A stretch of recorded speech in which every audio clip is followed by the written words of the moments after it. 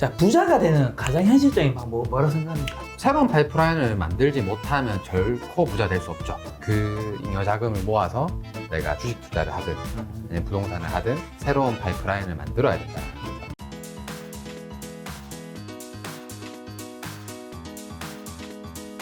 오늘 주제는 주식 투자 잘하는 방법 편입니다. 주식 투자는 감으로 하는 이야기가 있잖아요. 감으로 네. 하는 거다. 네. 요거 어떻게 생각해요, 대표님? 특정 고수님들이 이야기를 하는 경우가 있어요. 네. 이게 감이 온다. 맞아요. 이게 감이 오를 것 같죠? 이게 감이 옵니다. 근데 그 감도 그 고수분들이 했던 그 기준대로 만들어진 감이라는 거예요. 아까 제가 지수를 예를 들어서 대장주나 섹터를 찾는 방법 알려드렸잖아요. 그런 차트를 10년, 5년, 10년 이렇게 보다 보면 감이 와요, 이제 차트만 봐도. 그러니까, 얘는 오를 것 같네요. 이렇게 되는 거예요. 근데 그걸 보고 사람들이, 저거는 되게 동물적인 감각이 있어야 된다. 이렇게 표현하는 거예요. 그래서 저도, 이거는 이제 요쯤 오면 오를 것 같죠? 요쯤 오면 오를 것 같죠? 차트 모양만 봐도 대충 아는 것들이 그게 사실은 감이 아닌 거예요. 사실은 감이 아니라 엄청난 노력으로 만들어진 결과물인데, 그거를 앞에 걸 쏙 빼먹고 뒤에 거만 이제 전달이 되는 거니까 사람들이 자꾸 주식은 감이다. 감이 좋아야 주식을 잘한다. 이런 이야기를 하는 거예요. 어떻게 보면 이게 축구 선수가 내가 슛을 찼는데 맞아요. 들어갈 것 같은 감. 근데 그렇지, 이거는 그렇지. 사실 그 순간의 감이 아니라 맞아요. 내 수많은 훈련과 경험과 기술이 쌓여 그렇지. 만들어지는데. 맞아요. 근데 그건데 사람들은 이거를 재능이라고 표현하는 거죠. 그 재능이 아니에요. 네. 그래서 저는 그 감이 있어야 된다라고 보고, 그래서 저도 그 감이 있다라는 소리를 많이 들어요. 대표님 감각이 뛰어나신 것 같은데요 라는 이야기를 들어요, 자주. 네. 그러면 아니에요, 제가 감이 있는 게 아니라 하도 많이 보니까, 하도 많이 연구하고 하도 많이 보니까 그래서 생겨진 것들이 감처럼 보이는 거예요. 그래서 뭐 그 타고난 감 같은 거, 재능이라는 거 사실 투자에는 저는 없는 것 같아요. 맞아요. 그럼 그 감 구체적으로 어떻게 보면 내공이라든가 실력의 표현 같은 거겠죠. 맞아요. 오히려 그게 더 맞는 표현인 것 같아요. 자, 그런 대표님도 사실 심리가 네. 무너질 때 당연히 있을 수 있죠. 그럼요. 그럼 심리가 무너지면 어떻게 해요? 투자자들에게 심리가 멀어지면 사실 슬럼프가 온다라는 거거든요. 그 슬럼프가 오면 그 투자물에서 약간 멀어지는 게 좋아요. 그게 창업이면, 주식이면, 부동산이면, 혹은 공부에 있어서도 마찬가지예요. 주식 공부를 이렇게 막 하다가 기준을 가지고 제가 알려드린 기준대로라도 공부를 하다 보면 한 달, 두 달, 세 달 공부쯤 하다 보면 아마 조금 슬럼프가 올 거예요. 그러면 조금 적게 하셔도 돼요. 공부를. 그러니까 너무 그 투자물에 집착을 하게 되면 오래 못해요. 결국에는 꾸준한 거를 오랫동안 지속하는 사람이 이기거든요. 네. 그러니까 돈이 되지 않는 시간을 견뎌라라는 이유가 이것 때문이에요. 근데 너무 노력을 많이 하고 거기에 대한 성과가 너무 안 나오면 네. 슬럼프가 와요. 그래서 심리가 좀 흔들릴 때는 조금 멀어져라. 그러면 주식 투자자들, 전업 투자자들 혹은 뭐 지금 주식 고수들도 대부분 마찬가지일 거예요. 크게 손절 한번 하면 다시 원금 좀 줄여거나 아니면 조금 멘탈 회복을 위해서 잠깐 주식 시장을 쉬거나 네. 이렇게 하는 경우가 있어요. 그래서 그렇게 하면 좀 더 좋을 것 같다라는 생각이 좀 듭니다. 자, 지금은 어느 정도 고수의 계열에 올랐다고 볼 수 있죠, 대표님은. 그렇죠. 그러니까 여기 나와서 이야기하고 계시겠죠. 네. 그런 대표님은 요즘에 주식 투자 공부 네. 어떻게 하고 계세요? 역시나 마찬가지로 많은 분들이 저에게 대표님은 새로운 기준을 매일 매매하면서 바꾸시나요? 라고 이야기를 하시는데요. 그렇진 않아요. 저는 2009년도에 만들었던 그 기준으로 지금까지 계속 잘 하고 있고요. 물론 그 기준이 약간씩은 변화는 해야 돼요. 왜냐하면 시장의 환경이 변할 수가 있어요. 제가 처음 시작할 때는 상한가가 플러스 15%, 마이너스 15%였어요. 근데 지금은 30%가 됐죠. 그래서 기준점이 바뀌고 나서 가장 처음 생긴 제 원칙에 대한 기준점은 거래대금을 많이 보기 시작했어요. 그전에는 거래대금보다는 상승률을 많이 보고 거래대금을 예전에는 100억만 나와도 테마주 중에서는 좀 많이 나왔다라고 보거든요. 근데 지금은 유동성도 풍부한 환경이 되고 그 다음에 시장도 플러스 30%까지 되니까 지금은 100억 거래 대금이라면 거의 종목 쳐다보지도 않을 정도의 거래 대금이 된 거예요. 그러니까 이처럼 기준이 바뀔 수는 있어요. 환경의 변화에 따라서. 근데 절대적인 기준은 바뀌진 않아요. 저는 늘 세력의 생각을 읽으려고 그러고 시장보다 강한 종목을 찾으려고 그러고 그래서 그 방법적인 측면을 계속 고민하는 거는 늘 똑같아요. 그래서 또 투자 공부는 그렇게 하고 그리고 그 제가 쓰는 기준을 다른 사람들한테 교육을 할 생각은 없어요. 그거 안 하려고 주식 투자 교육 전문으로 안 했던 거예요. 왜냐하면 교육 비용이 사실 말이 안 돼요. 공부법을 알려드릴 수는 있지만 그 공부한 결과치를 하나하나 다 알려준다고 하면 똑같은 방법을 알려준다고 하더라도 네. 그 사람의 성향과 그 사람의 재산과 그 사람의 경험치에 따라서 네. 그 돈을 버는 거기 때문에 똑같은 기준치를 가진다 하더라도 자신의 시간과 정성의 노력이 안 들어가면 의미가 없다라는 거예요. 오늘 알려드린 이것도 누군가의 그냥 영상만 보고 또 지나갈 거예요. 검증도 안 하고. 그러면 아무 의미 없어요. 그런데 반대로 누군가가 진짜 열심히 하고 그 열심히 하는 과정을 계속 피드백 해줘야 되기 때문에 네. 그러려면 제가 한 사람을 가르치는데 하루 종일 옆에 붙어서 앉아 있어야 되는데 교육비가 측정이 안 되는 거예요. 그래서 그런 교육은 접었어요. 단지 이제 지금 제가 개발하고 있는 거는 진짜 일반 대중들이 공부를 해서 그걸로 성과가 날 수 있는 그런 매매 기준들을 만드는 방법이고 그 방법들을 사실 되게 간단한 거라서 네. 책으로 담았어요. 아, 형. 그러면 대표님은 대표님이 그 방법들을 네. 책과 오늘 유튜브에 네. 몇 퍼센트 정도 노출한 것 같아요? 거의 90% 기준은 90% 유튜브에 오늘 노출했어요. 네. 네, 거의 90%에 이게 거의 제가 가지고 있는 절대적인 기준에서 여기서 다 파생되는 거예요. 그러니까 여러분들도 이것부터 하고 여기 익숙해지면 다음 게 넘어가져요 자연스럽게. 그런데 이걸 안 하고 자꾸 테마주 급등주부터 하려고 그러고 내 기준도 없고 내 시나리오도 없는데 자꾸 남의 시나리오로만 공부하려고 그러니까 공부하는 양은 많아지는 것 같은데 내가 실력이 늘고 있다는 생각은 전혀 안 들 거예요. 아무리 많이 공부를 하고 아무리 유명한 사람의 영상을 봐도 다 두리뭉실할 거예요 아마. 네. 그냥 배웠는데 오케이 나 그럼 뭐 해야 돼? 이렇게 되는 거예요. 그렇게 돼서는 실력이 안 늘어요 여러분. 그래서 실력을 늘리기 위한 공부는 나 자신부터 출발해야 되고 그 절대적인 기준을 찾기를 사람들이 너무 어려워하길래 그냥 만들어서 오픈한 거예요. 대표님은 어린 시절에 주변에 뭐 네. 금융 전문가라든가 네. 그다음에 대표님이 뭐 금융권 출신 다니잖아요. 네. 근데 대표님이 전업 투자자로 성공할 수 있었던 이유는? 사실 금융권은 갈 수 있었는데 안 간 거고요. 네. 증권사도 스카우트제도 많이 들어왔어요. 네. 그리고 뭐 각 금융사마다 다 들어갈 수 있었는데 안 들어간 거예요. 네. 그 이유는 금융권에 있는 사람들을 만나보고 실제로 투자에 대한 이야기를 해보면 대부분 그분들이 투자에 대한 뛰어난 철학이 있거나 그렇지는 않았어요. 제가 만나본 분들이 네.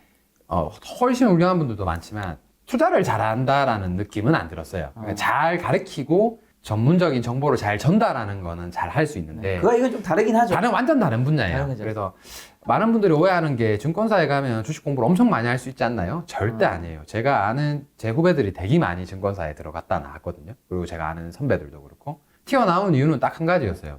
증권사 들어가니까 주식을 못 하겠다. 영업해야 돼서.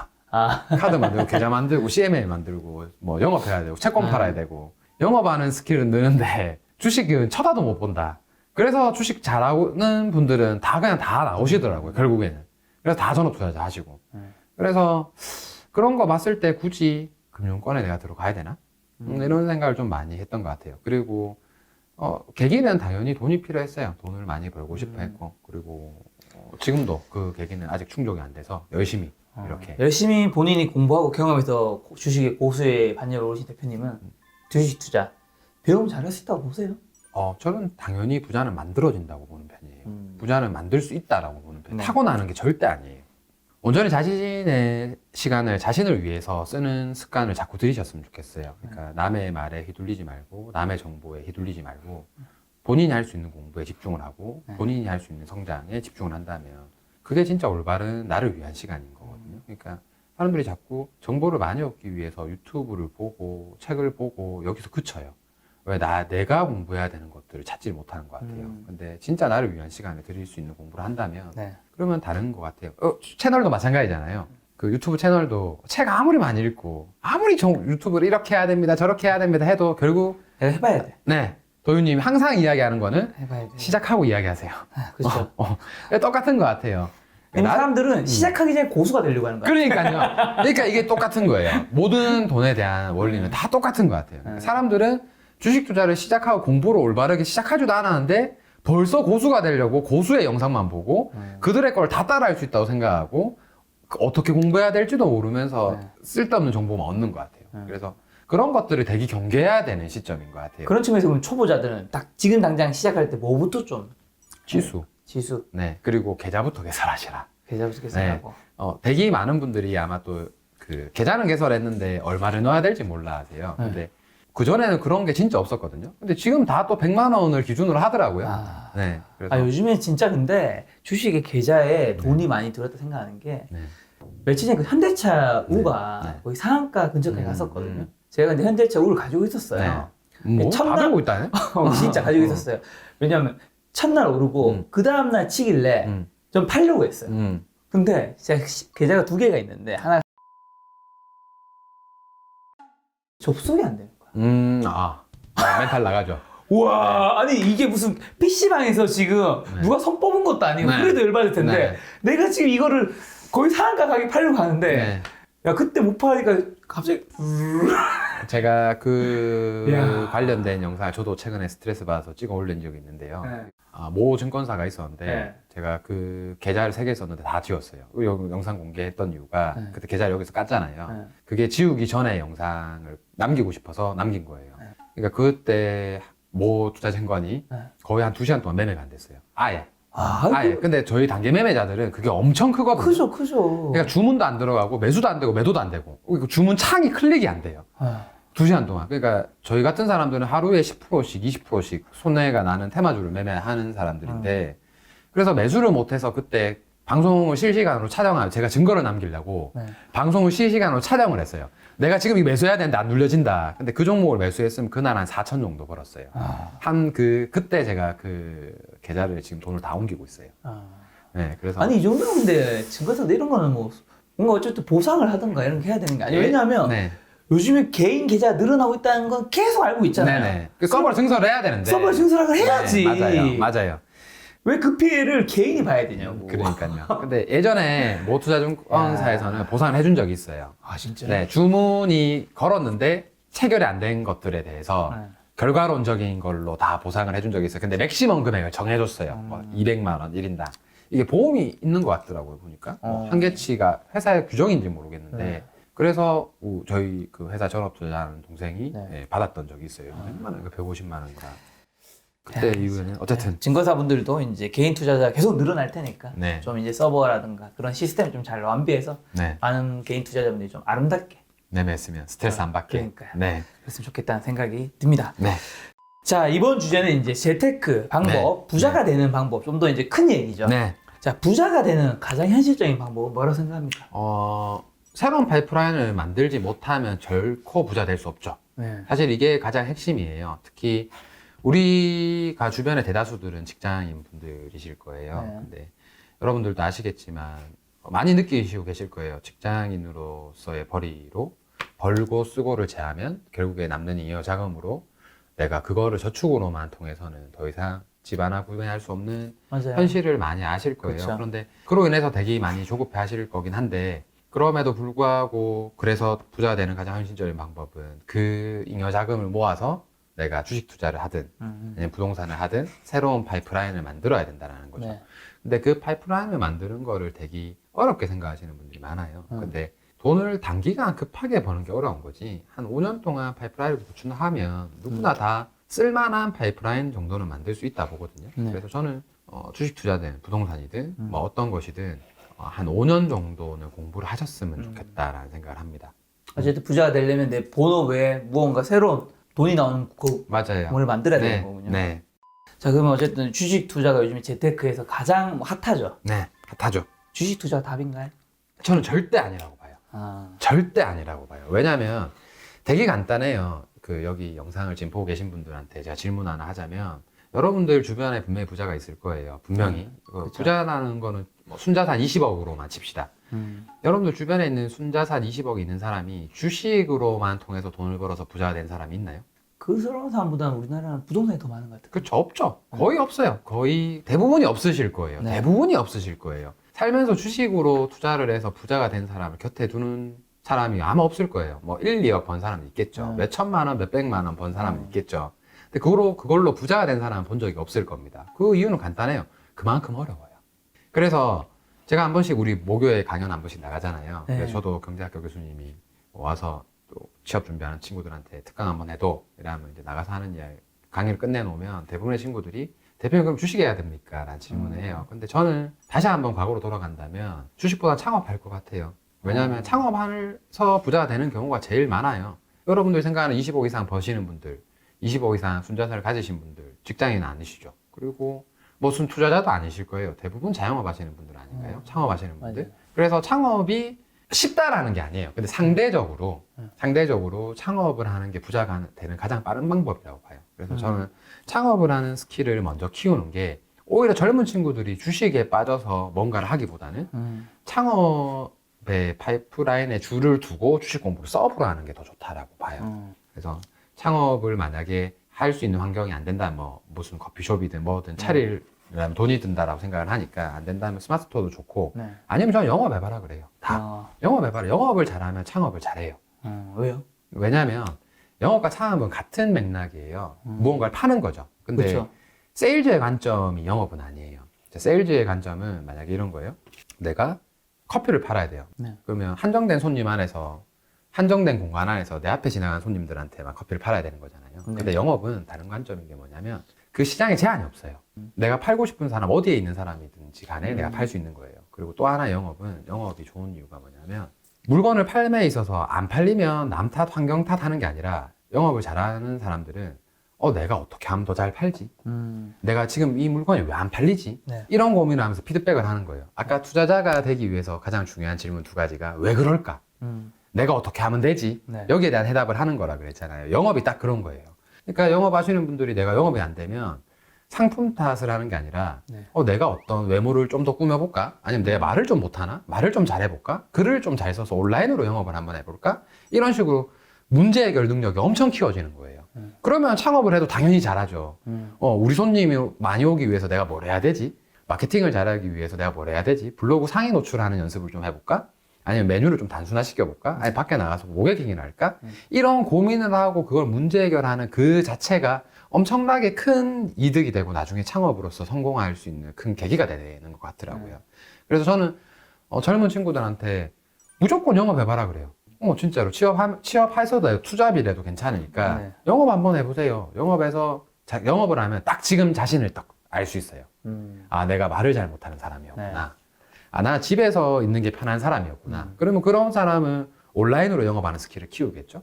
그럼 그런 채널들이 또 모여서 나중에 창업으로 이어져요. 뭐 유튜브 채널을 만들어도 되고. 그렇죠. 또 활동적인 성향을 가진 사람들은 온라인보다는 나는 사람 만나는 게 좋아. 그럼 모임을 만들어 보고 모임에서 장도 해보고 그러면서 인맥도 늘려나가고 이런 식으로 내게 만들어지는 거예요. 그래서 영업과 창업은 내 바운더리, 내가 가지고 있는 파이프라인을 이렇게 확장시키는 영역이라고 생각한다면 너무 좋은 부자가 되는 방법 중에 하나라고 꼭 말씀드리고 싶어요. 그러면 창업 잘하는 방법 같은 게 있다면? 네네. 창업 잘하는 방법은 사실 첫 번째 제가 이 채널에 출연했을 때 사실 이야기했던 것 같아요. 저는 97대 3이라고 봐요. 97대 3. 뭐냐면 97%의 사람들이 찾지만 97%의 가게가 하지 않는 것들을 창업을 하면 돼요. 네. 그러니까 예를 들어서 이런 거예요. 첫 책에 써놨던 것처럼 떡볶이집인데 주변에 떡볶이집이 다 허름하고 할머님들이 나와서 이렇게 맛집 떡볶이들이 있었던 거예요. 그러면 나는 그 떡볶이집을 젊은 남자가 되게 카페테리아 형식으로 딱 지어서 맛있는 떡볶이를 제공하겠다라는 것도 사실 97대 3의 이론에 적용이 되는 거예요. 그러니까 최초를 할 필요는 없어요.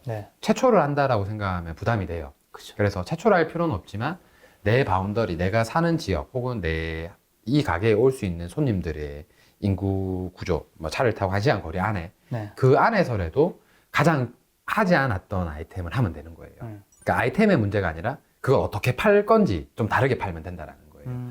그래서 거기서 고민을 좀 시작을 한다면 그게 스마트 스토어든 실제 창업이든 다 똑같이 이어진다라고 보거든요.